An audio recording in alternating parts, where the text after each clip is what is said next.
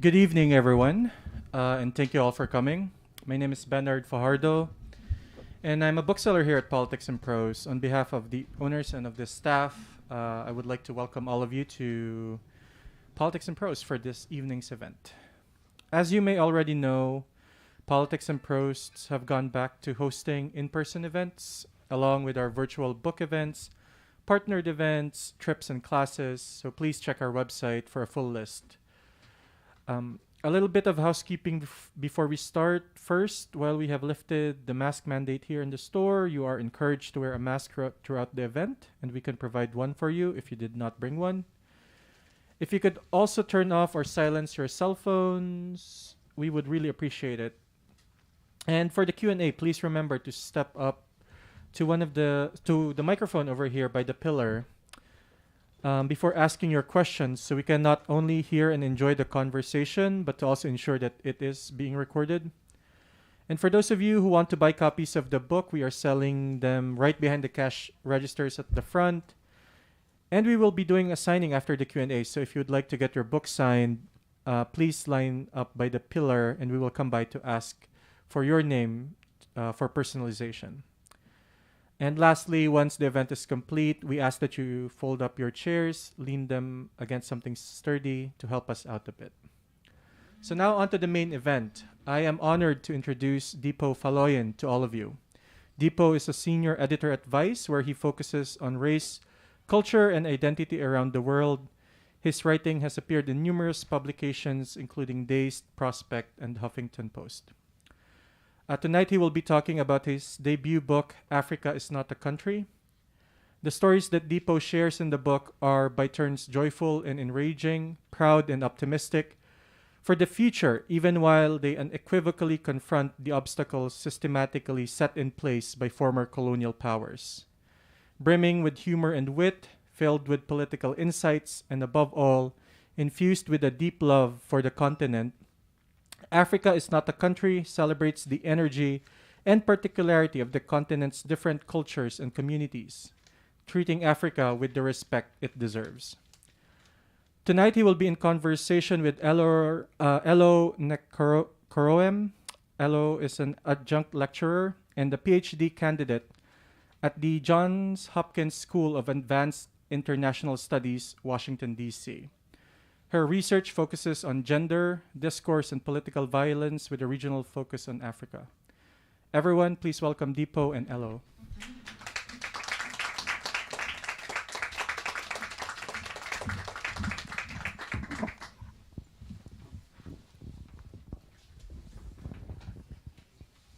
Hi, everyone, and hi, Dipo.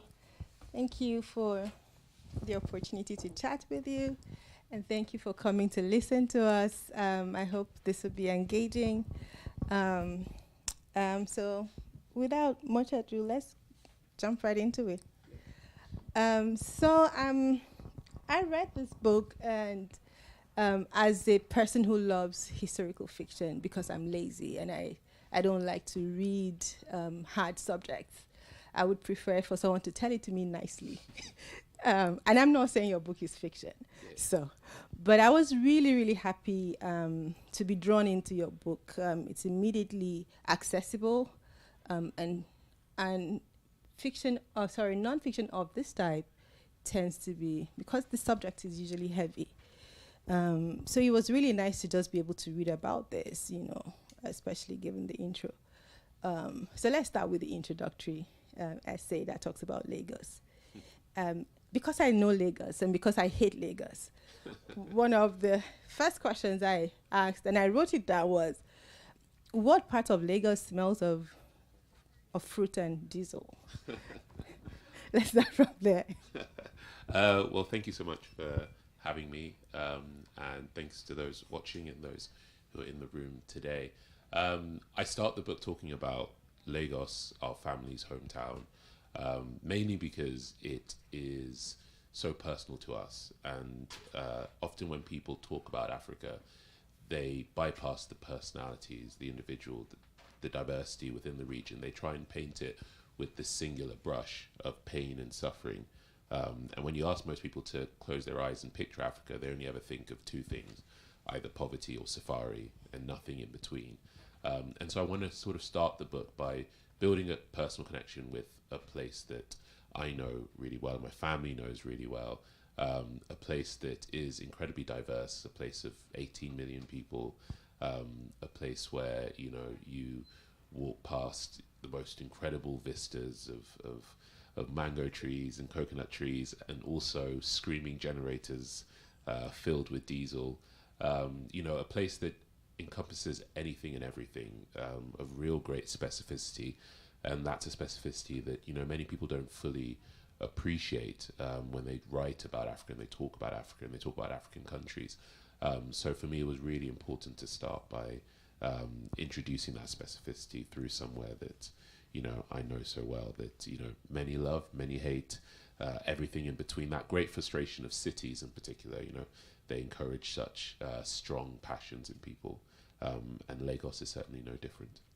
Okay, let me follow up. There's a sense in which when you write about Lagos, it's like you don't think Lagos is fully formed yet. Like there's some aspiration to it. And I did wonder, to what degree do we look at cities like New York and have that same feeling, you know, about this sense that there's something left to be completed about this city? Do you think that it isn't fully formed yet? There's something more. That's a very good question. For me, and I think it's true. It's not fully formed, but cities at their best. I love cities. I love living in cities and going to cities. And at their best, they're not fully formed. They're constantly changing. Because they're constantly welcoming of new people and new ideas. And so, for me, you know, the best cities are still always evolving. Some cities have had more time than others to evolve and change. And key to this book is talking about how, you know, many African countries are incredibly young. You know, Nigeria is a place that's younger than my parents. And so it's really important to add that context when people talk about this region, you know, to remind people that a lot of these countries have had a very short time from independence up until now to build a sense of national identity, to build a sense of patriotism, to take what essentially they were given by the colonialists and to take out of that something and make it beautiful. And so time is such a key aspect of this book, and the story of Africa and African countries. Key at the heart of that is this idea of a very limited time to just get on with it, and to build from what were very difficult beginnings. Okay. So just taking on from there, let me see if I can pull up all the questions I had for you. But let's talk about the state formation in Africa and why it is so important to review the emergence of the African states as something that is special, and why it continues to matter today. Why is it important that we understand the context in which African states were formed? I think it's important to remember that these are very, very artificial countries. The colonialists came from 1884 up until sort of beginning of kind of the 1910s. They came and violently took land from local populations. And after they did that, they formed these countries out of nothing. They built random borders. About 30% of all of Africa's borders are just straight lines. I mean, if you just look at a map, all you see are straight lines that tore up about 10% of all ethnic groups. And they did this on purpose. They wanted to build large countries that were incredibly unstable, that consist of dozens and dozens of different ethnic groups that don't speak the same languages and don't worship the same gods. They wanted to do that to make it harder for these countries to come together as one and fight off the colonialist powers. And that created this swirling instability within these nations. They pitted ethnic groups against each other. They armed specifically easily corruptible men, as I write in the book, who are slick to a bribe, and put them in positions of power to keep this instability going.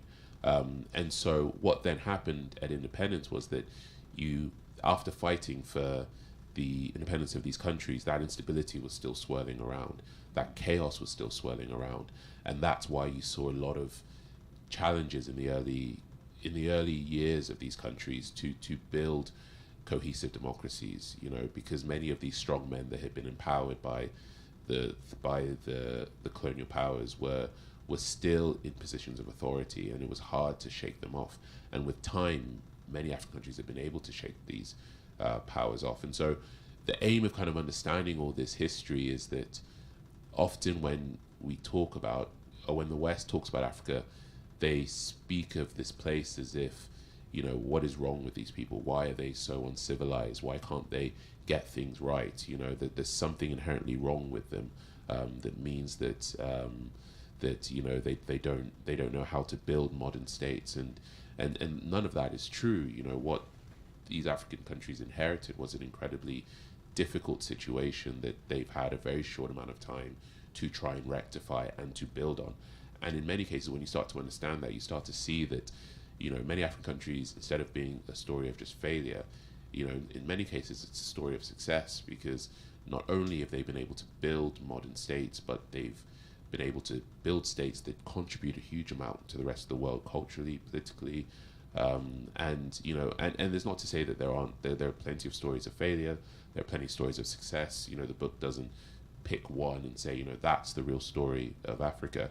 It says, this is a region where you have 54 countries, 1.4 billion people, over 2,000 languages. It's not a story of one thing. It's a story that consists of a multitude of things. Everything that you can imagine exists within this region. And we should appreciate it for that. Okay. I'm tempted to go on with the line of questioning, but I like that we're coming back to this, because we spoke about this briefly, about the sense of kind of romanticizing the African continent, which is the one thing that you don't want to do. And so maybe let's talk about leadership in Africa and what is wrong with leadership in Africa, and to what degree should African leadership take responsibility for the things that are wrong with the continent.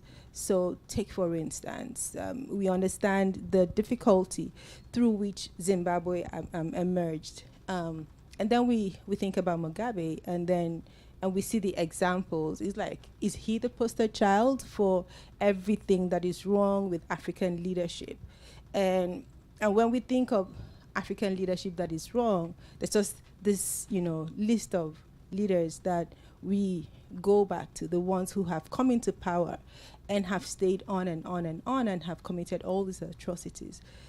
To what degree is this something that we have to place responsibility on African leadership, as opposed to the context in which the countries emerged? Yeah, I'd say that, two things can exist at the same time. You can understand the history and the context of how something came about, and you can appreciate the challenges that someone faces, at their birth. We do that all the time when we talk about, individuals. You can understand the context and give the nation state, some credit, while also saying that the responsibility now falls on those in positions of power, in many cases who have been elected into position of power, to focus their countries towards something positive. Mugabe is a really interesting example, and I talk about him specifically in the book, in a chapter called "The Story of Democracy Through 7 Dictatorships," and he was essentially someone who was radicalized by an incredibly oppressive colonial rule, one that was more oppressive than pretty much anywhere else in the region. Most African countries got independence in the 1960s. Zimbabwe had to wait until the 70s because they had a colonial ruler called Ian Smith, who was considered himself a leading white supremacist. He said that under no way would Zimbabwe be free from white rule for another 100 years. He was so oppressive that the British government themselves had told him to calm down, and he refused. And but they couldn't do anything about it because he was one of their own. He was so oppressive that white supremacists in America had basically used Rhodesia as a model to say, here is an example of what we should be aiming for. In the book, I talk about Dylan Roof, the white supremacist who killed about a dozen black worshippers in a church, in the Charleston AME church. You know, he had his website was called The Last Rhodesian in dedication to Ian Smith and Ian Smith's rule. You know, that was the extent of the oppression that you know, people like Robert Mugabe fought back against, and that was, and the brutality of it had led to this this generation of men who only saw vengeance and only wanted vengeance, and it's not to accept that and to say, oh, it was, you know, what they then did was okay. It's not to say that there wasn't another path. And I talk about in the book that, you know, Mandela focused down a different path that brought, you know, more or better short-term economic prosperity to South Africa, you know, but that also came with complications. But, you know, it's just to give more a sense of context towards the situation that many leaders inherited. And so certainly you can have that understanding of context while also putting the responsibility on the leaders today. You know, certainly young people across the continent, when they face problems in their own countries, we're seeing more and more them turning to their own governments. You know, 60 years after independence, certainly the responsibility falls on the current leaders. And we can say that while also acknowledging the challenges and pushing back against the myth that there's something just inherently wrong with Africans and African leadership. Right, okay. Something that struck me in the book when you spoke about the Berlin conference, and because I studied discourse and how discourse contributes to change in societies.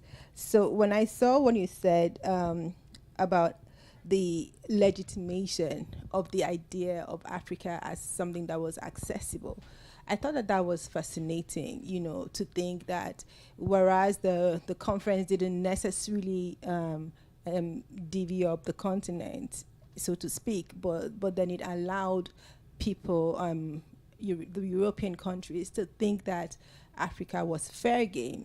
And I'm not sure that much of that has changed today. So let's talk about that briefly. You know, tell me why that kind of legitimation was important for the European leaders. Yeah, essentially, so the European leaders met at the Berlin conference to talk about how they were going to divvy up the continent. And it was important for them to do so, firstly, because they didn't want to go to war with each other. They thought that, you know, if they both wanted a chunk, two, you know, colonial powers wanted a chunk of West Africa, let's say, they would go to war with each other over that. They wanted to set some ground rules for the eventual scramble for Africa. And so they wanted to kind of meet and discuss it to stop themselves from going to war with each other. But secondly, it was illegal then, by the standards of 1885, it was illegal to go and forcibly take someone else's land. So they needed to come up with some kind of justification for doing it. And that's where the myth of Africans as uncivilized. They said that, you know, this vast land of people were uncivilized and they couldn't look after themselves, and what they needed was what they called the 3 C's at the time, which was Christianity, commerce, and civilization. And without that, these savages wouldn't be able to survive. And obviously we know that isn't true at all. There were vast, incredible kingdoms across the region. The only thing that they didn't have, that the West had, were weapons. And so it made it easy for the colonialists to come in.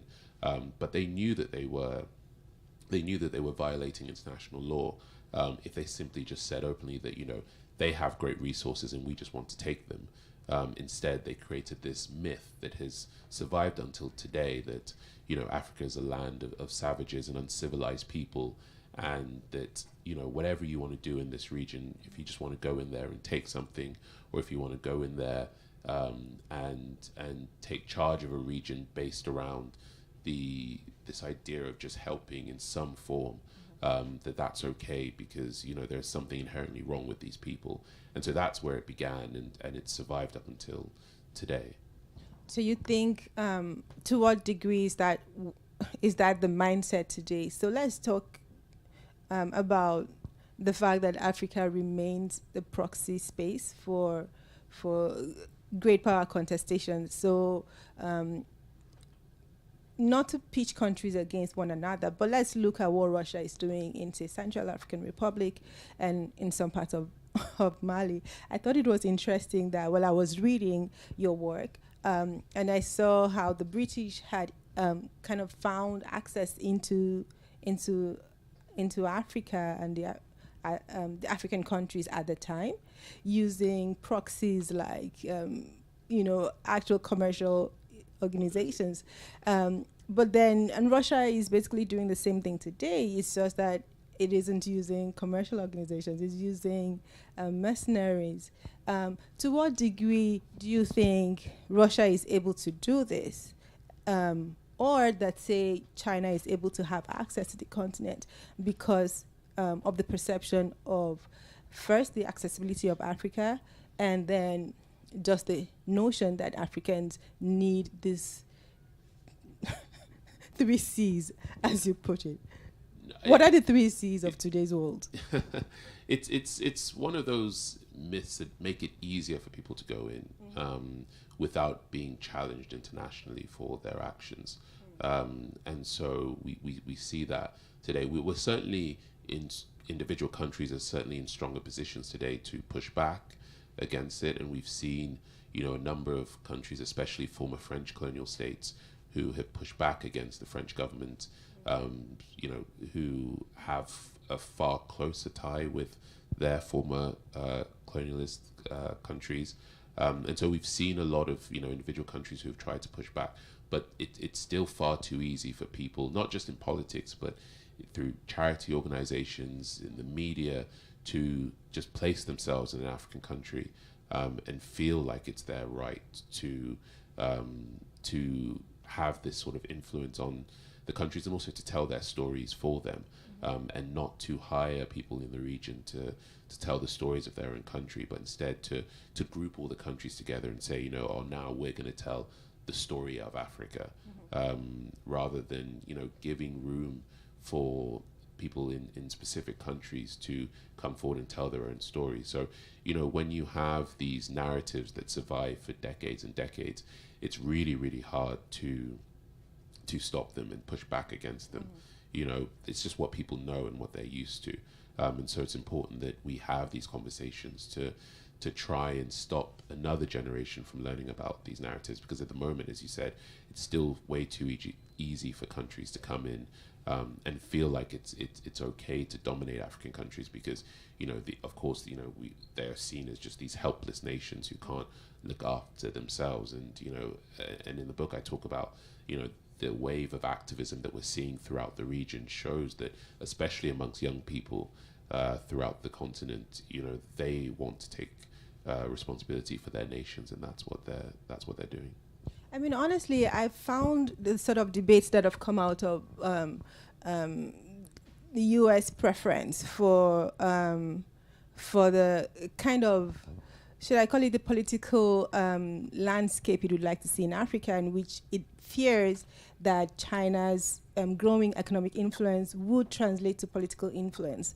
And I think it's kind of been interesting to see African leaders taking a decision and saying the economic collaboration between ourselves and the West have not always been favorable to us. And considering Chinese offerings, and African countries are saying this looks more palatable to us, even though on a larger scale, one could say it's happening the same way. I mean, it's still a bigger power coming in and still taking advantage of the situation. But it does look like, it isn't the case that African countries are sitting back, and just, allowing, things. They are actively making decisions just for things as basic as what country do we want to take loans from and what countries don't we want to take loans from. Yeah, certainly. And that's something that's coming, especially with time and with the,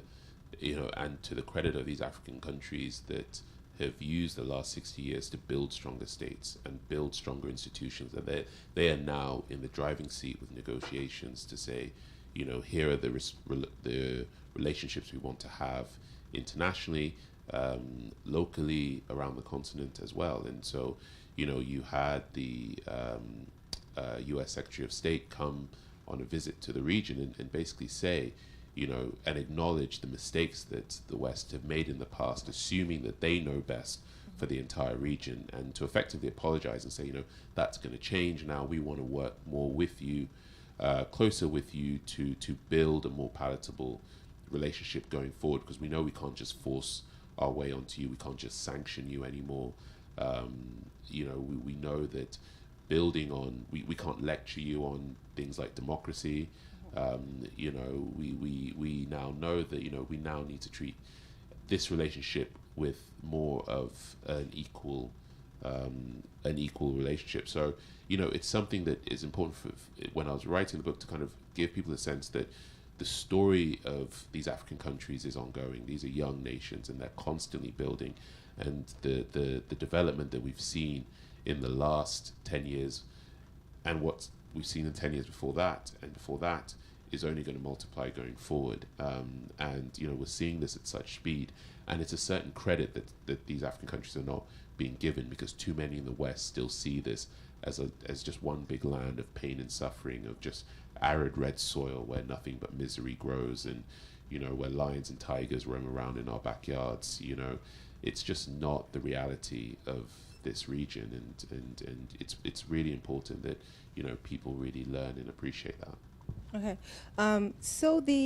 just going back to the basics, this would typically be a question I could have asked at the beginning, but when you were writing this book, I have a sense that there are multiple audiences that you're writing this book for. So what was your primary audience? One, that's the first question. Or what were your primary audiences, I should ask. But then also, because you refer to Binia, of course, which is where you drew inspiration for this title for. And you said Binia mentioned this 20 years ago. So why did you write this book now? And who were you hoping would read this book and make something of it? So when I was writing the book, I was thinking more about people who are generally curious about this region, and people of an open mind, and that can fit many different demographics. You have obviously there's the West, which continues to treat Africa in this sort of condescending way, and you have generations of people who are raised not to understand the impact of colonialism on the continent, because this colonialism isn't just a history of Africa, it's a history of America, and it's a history of Europe. And so, for lots of people in the West, kind of better understanding that history so that they don't make the same mistakes in the future. You have people across the diaspora who are curious about where they're from and that continent and the continent. But one thing that has stopped them from being able to build real connections with the region is not having honest histories being taught to them. Not being able to connect with specific countries. Instead, they're just taught about this whole Africa, and they're like, where do I fit in Africa, and not understanding the specificity of this region. So you see that representation being more generic rather than specific. You have people across the continent who a lot of the histories around, especially around independence and the Civil War, because it was so recent and it's so raw, and many of the key actors are still alive. Many of these histories are not being taught in our schools across the region, and so people within African countries are curious about these histories and about better understanding everything that happened, both in the colonial period, but also just after the colonial period, where you had this swirling sort of instability and this chaos, and you had ethnic groups who did not trust other ethnic groups, and you had these conversations about what do our borders look like, and should we keep these borders as they are, or should we change them up, and these difficult conversations that in many cases led to conflict, and in, as I said, in many cases people are still recovering from these conflicts. So there are many different demographics there that I think can really benefit from this book, and I think it's important when you kind of write to try and speak to as many people as possible. And at the heart of it, I kind of want this to be a book that helps people kind of understand these issues better, so that they can take from it whatever benefits them the most. Okay. Just as a researcher, and I spoke with you about this a little bit earlier when I mentioned that I was curious about first the timeline for which you did this work, and then just questions about your sources of data, and whether and how accessible those were, because some students, my students, would be curious, where do I get the kind of data that you have access to? And that's because you aren't just writing generic on generic issues. You're being specific. I didn't know about the U.S. representative at the Berlin conference who spoke up, brought up the legality of what was about to happen. I'd never seen that in any of my books. Maybe I just wasn't paying attention, but this was something that came out of this book, and I'm curious, talk us through your data collection, your data analysis, and how you went about this. Yeah, I mean, so much of this history is out there in small parts. Some of it comes from our own history of storytelling. A lot of it came from research papers that is maybe focused on a specific country. A lot of it came. I didn't want it to feel like a textbook, so there are elements of fiction writing that is set around certain periods to kind of create that mood. But it's from so many different sources. Unfortunately, we just don't have a lot of this in one place, and so it took a lot of trying to go out and find specific information about specific countries and specific ideas, and then putting that all together and showing that there is this sort of connecting tissue that binds a lot of African countries together in terms of the colonial legacy and the challenges that they faced, as well as that ongoing treatment that we see in through charity campaigns and popular culture stuff. When I talk about kind of films and books and how they capture the continent, a lot of that is just reading and watching, and that's just a history of watching Western films that continue to paint Africans as all being, tribesmen out in the fields, with spears in our hand, hunting game and, running away from another dictator. Those are the things that we've seen growing up in films and in television. And so, those aspects of stuff that, most people from the continent can tell you they've had to grow up with, and it's a real frustration for them. I wonder whether just because we are in the U.S., whether to go to a heavier subject. I'm not sure how much time we have, but let's talk about two things that are U.S. centric or U.S. related.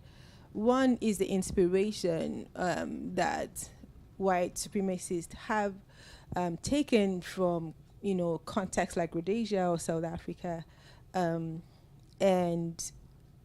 have contemporized it and made it more relevant today. How do you counter this? I'm not sure to call it a phenomenon, but how do you counter this trend when this history is so painful to the continent, and then it becomes this source of inspiration for white nationalists today?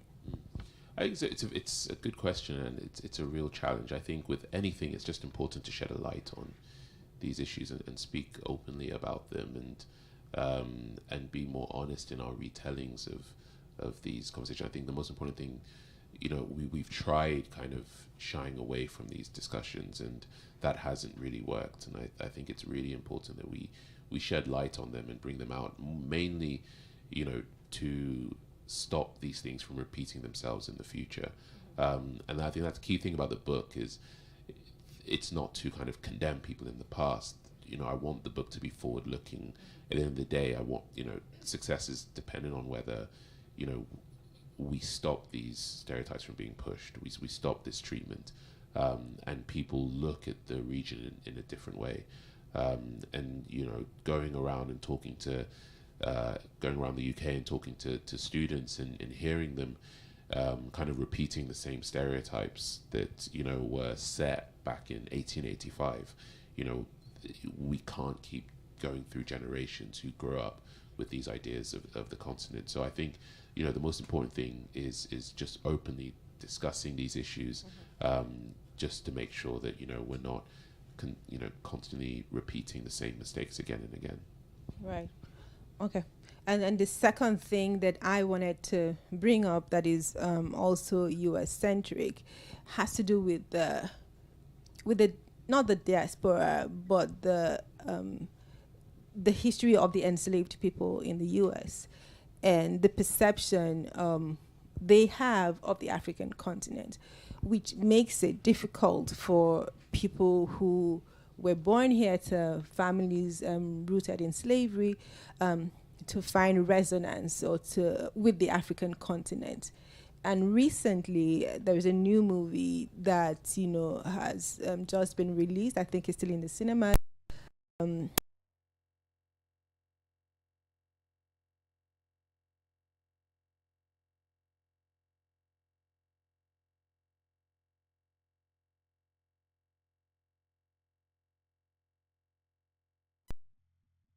The slave trade and what that means. And the pushback we tend to give about this situation is this idea of what the Black identity was at this time and what the Black identity is today. And so the idea that there ought to have been some kind of Black identity that would push back on the slave trade rather than being rather than what it was at the time, which is mostly some tribal and some ethnic setups that could demonize one or that group, so much so it was palatable for one group to sell one group as slaves. But that doesn't take away the fact that this is a painful history and it's still contentious today. Do you think maybe you want to talk about that and what it means for the African American community? Yeah, certainly, because I end the book talking about this issue of the diaspora and that one of the great things that have been lost in this sort of myth that's been created about the continent is the ability of the diaspora to build real connections with the region, and how unfortunate that has been, and not having these histories taught, and having people kind of understand a little bit better about the specificities of the slave trade and the impact that had, and I talk about the efforts that are being made to try and rectify some of that, and you see that in probably the biggest effort in recent years is Ghana's Year of Return, which is a policy that has tried to open up the continent to people from across the diaspora, to say, if you don't have a specific connection with the region, then let Ghana be that point of call for you. You can come here, and you can not only come and have a good time, but you can also learn about the slave trade, and you can learn about the role that the continent played in that, and you can start to learn about the histories of specific countries and specific areas, so that real connections can start to be built, rather than these often the two parties can often speak past each other, because there isn't a foundational connection often, and so that's one of the things that has really been lost in this sort of glossing over of accurate history of the continent, is a real kind of a real relationship that's rooted in history and facts, and the ability to move forward and build new relations. I think have really been challenged by that, but hopefully kind of with things like Ghana's Year of Return, and also kind of the connections that culturally are being made through Afrobeats and Nollywood, and people are starting to have, across the diaspora, starting to read and listen and watch more, and have better understanding of specific African countries that they can then use as a starting point to build stronger relationships with the region. But it's really kind of complicated, difficult histories at times. But the most important thing is that we actually engage with that, and do that now, so that then that can be our springboard in the future to build these relationships. Thank you for that. I think that I'm going to end with the last question that is also controversial.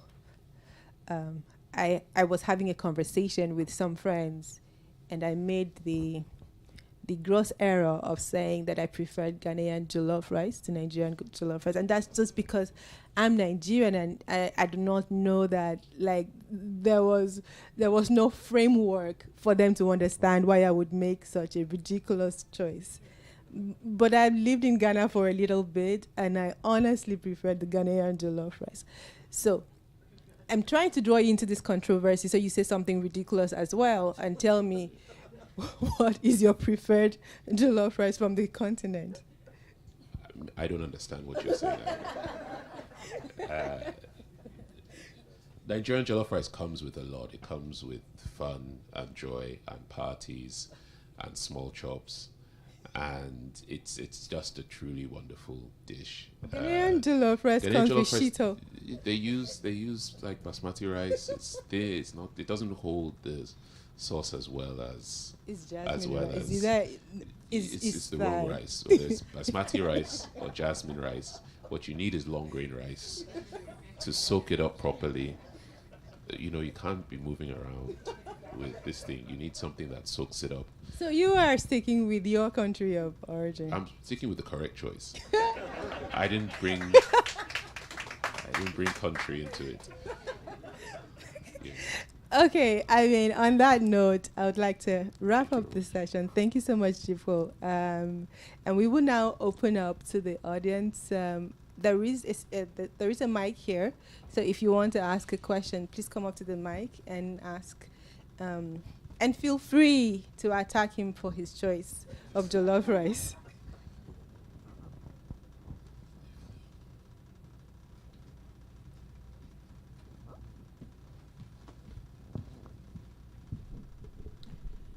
Thank you for doing this. So I was curious if you had a view on the role of economic development policy in sort of the current state of countries in Africa and the current perception. Are those policies a net good in your view? Are they colonialism by another name? Or like, how has that played out, especially as sort of U.S.-China competition has heated up and that has become a kind of battleground? I think that's a really interesting question. I think it sort of touched on what we spoke about earlier. It's no longer feasible to have one big economic policy for the entire region as people thought you could before. You'd have Western countries say that they have a development plan for Africa, and again, this is 54 countries, and like any other continent in the world, they're all at different stages of economic importance in terms of what they might want to focus on. Some countries are focusing on their raw materials, others are investing in young people, others are investing in tech, others want to put money into climate change.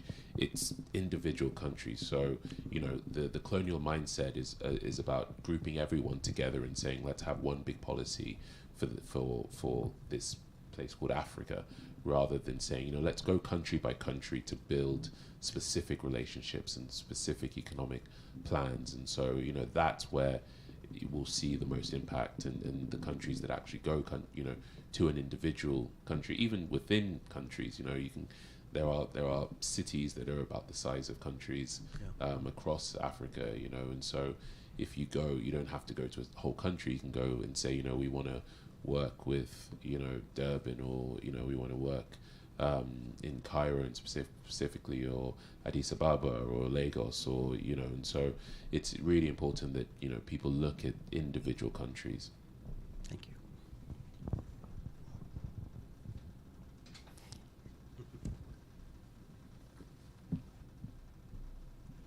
So to that point, you say there are 54 countries, I believe you. Are there going to be more countries 100 years from now? How are those artificial borders holding up 50 years later? Or do you feel like there is going to be a further splintering? Obviously, country by country independent, but what's your sense of that? That was one of the first conversations they had after the independence movement, was to countries they came together at this conference, all the new leaders of African countries, to decide whether they should just rip all the borders apart and start again. And they decided not to do that. Firstly, because it would create this instability. It was the 1960s, the rest of the world was moving on politically, economically, technologically, and so building brand new countries out of nowhere would cause quite a lot of chaos, and might set countries back. And also they kind of discovered, to their credit, that a lot of the bigger African countries would dominate the smaller ones, and you could easily have the bigger countries say, take a smaller country that they border and say, oh, maybe we'll take a little tiny bit of chunk of that, and that showed a restraint that the colonialists didn't show themselves. You can certainly see in certain countries where there is still quite a lot of infighting, that perhaps their solution might be to break up. I don't think it'll be a trend across countries. I think most have settled on the reality of their countries and have pushed past the challenges of the Civil War era. But one or two might still find that there is some sort of arrangement that they can come to. But it seems largely like what we have on the ground is what it's going to be. Thanks.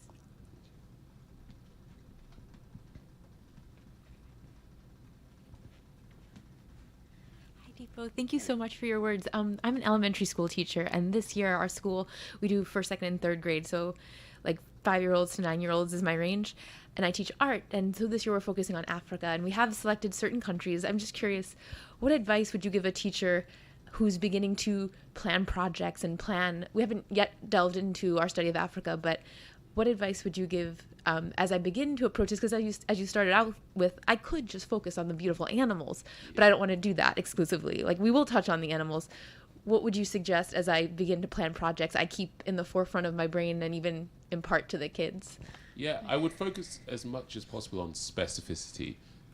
So, when you pick out the countries that you want to focus on, look into what makes those individual countries special. There's plenty of safari across the region. There are also plenty of urban cities with high-rise buildings and urban centers and everything in between that. So I would try and just literally paint pictures that show the full canvas of the region, that shows the urban areas, that shows the rural areas, that when you think about drawing just the United States of America, you think of the coastal states, you think of the mountain ranges in the middle, you think of the South. Try and represent that as well in the when you think about depicting Africa. Specificity is key. So it's really important that the next generation grow up not only thinking that Africa or African countries are just one thing, but that they are a multitude of things, and they contain all the things that you'd expect across America as well. So yeah, I would kind of think specificity is really key, and ensuring that every lived experience across, or as much of the lived experiences that you can capture are covered throughout the work. Thank you.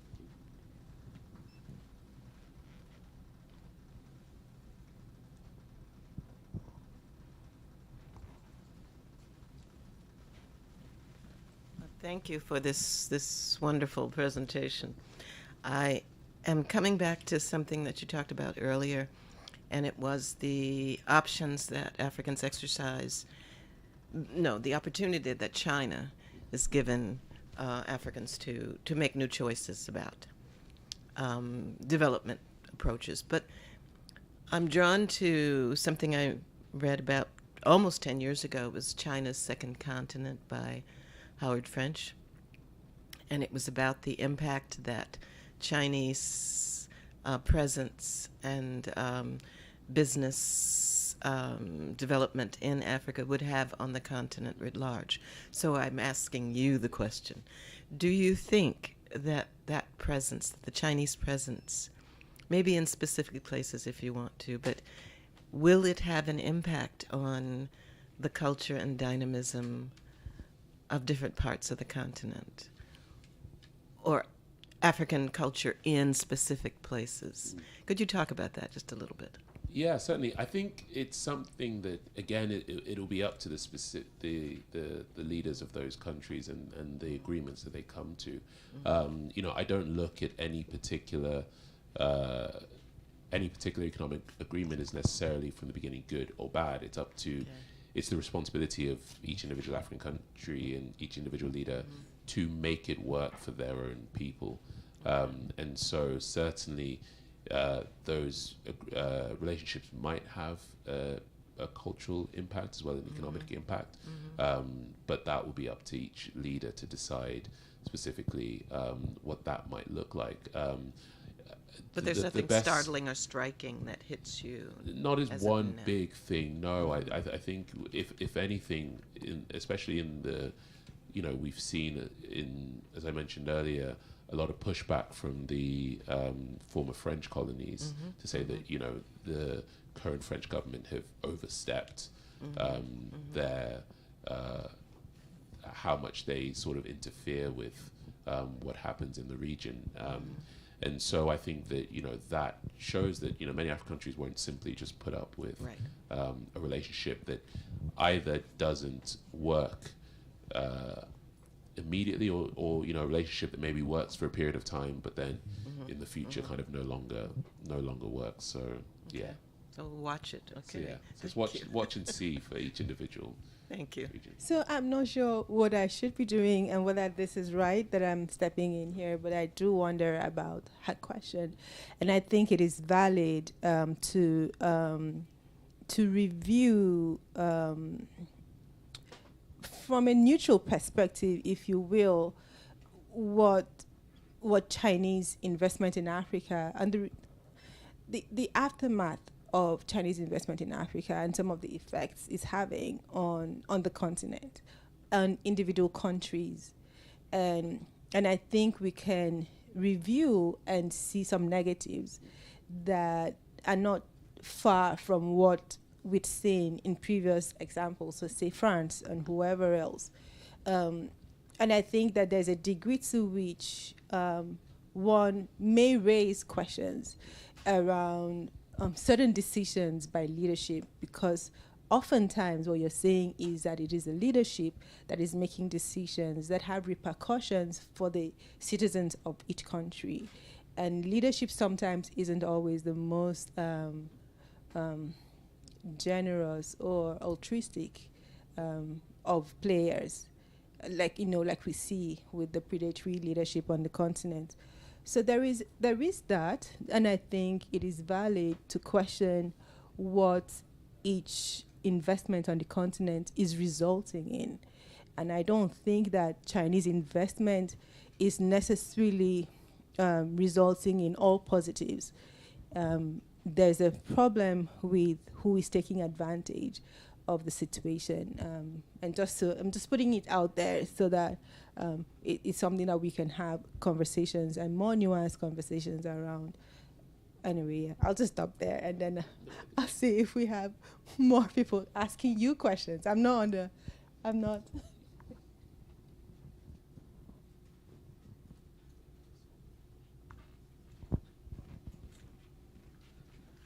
Well, congratulations on the book. One question I have is, if you look, you mentioned the 54 countries that comprise Africa. For Africans of my generation, there's been very little.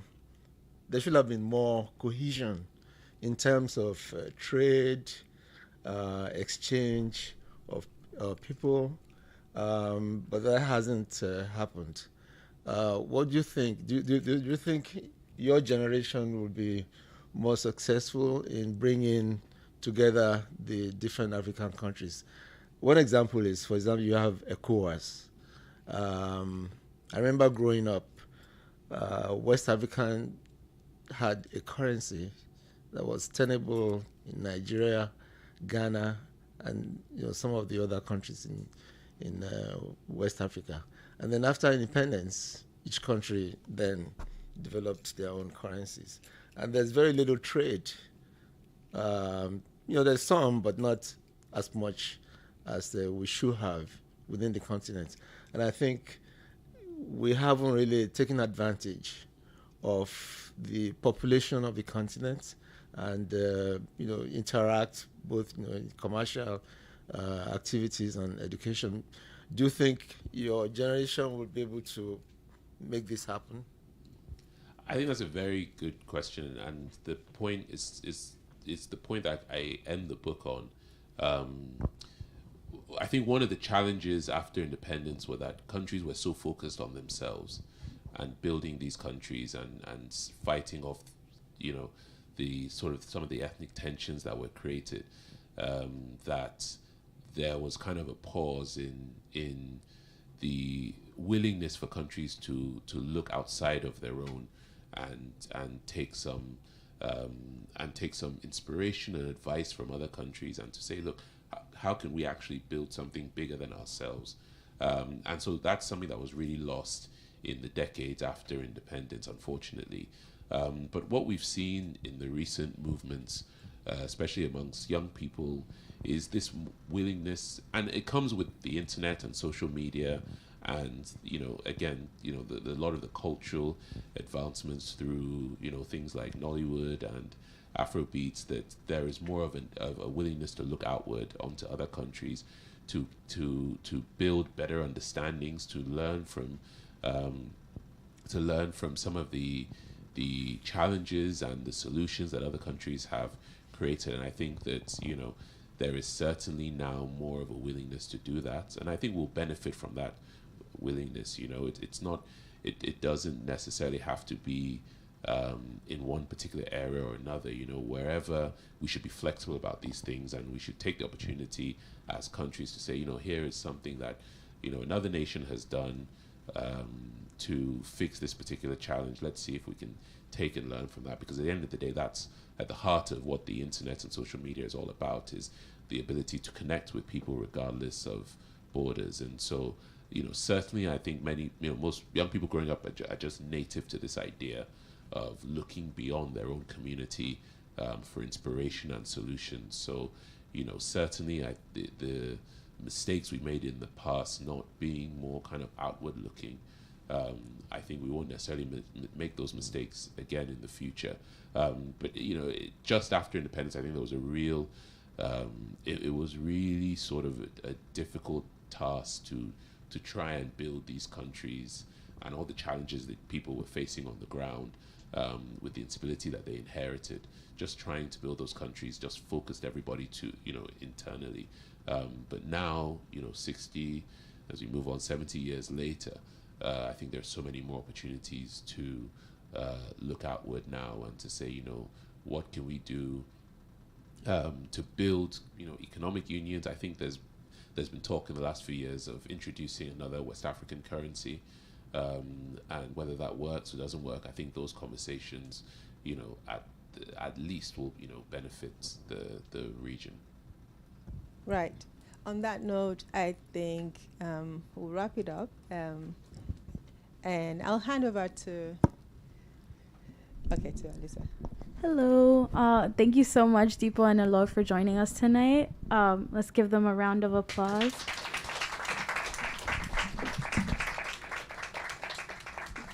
Yeah.